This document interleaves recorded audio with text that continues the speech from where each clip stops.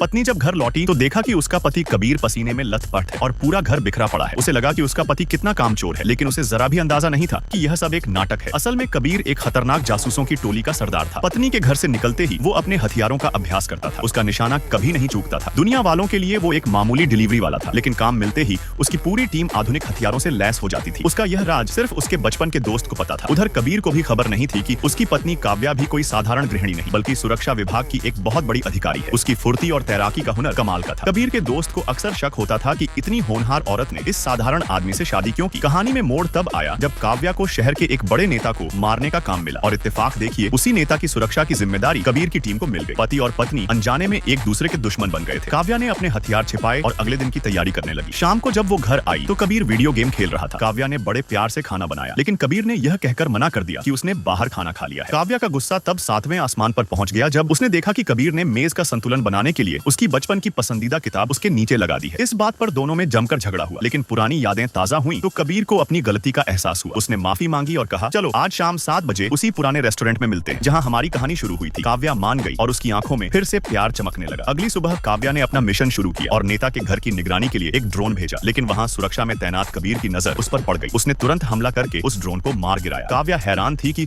उसका ड्रोन कैसे गिरा। उसे नहीं पता था कि यह उसके पति का ही काम है। हमले की वजह से वहां सुरक्षा बढ़ा दी गई और कबीर वहां से हिल नहीं पाया। उधर काव्या पूरी रात रेस्टोरेंट में इंतजार करती रही। जब कबीर नहीं आया तो उसका दिल टूट गया। उसने बिना कुछ कहे मेज पर तलाक के कागज रखे और घर छोड़कर चली गई। 4 दिन बीत गए। कबीर के संदेशों का उसने कोई जवाब नहीं दिया। तभी एक तीसरे दुश्मन ने नेता के घर पर जोरदार हमला कर दिया। एक पल में कबीर की पूरी टीम बिखर गई। कबीर ने दुश्मन के विमान को तो गिरा दिया, लेकिन हमलावर मौका देखकर वहां से भाग निकला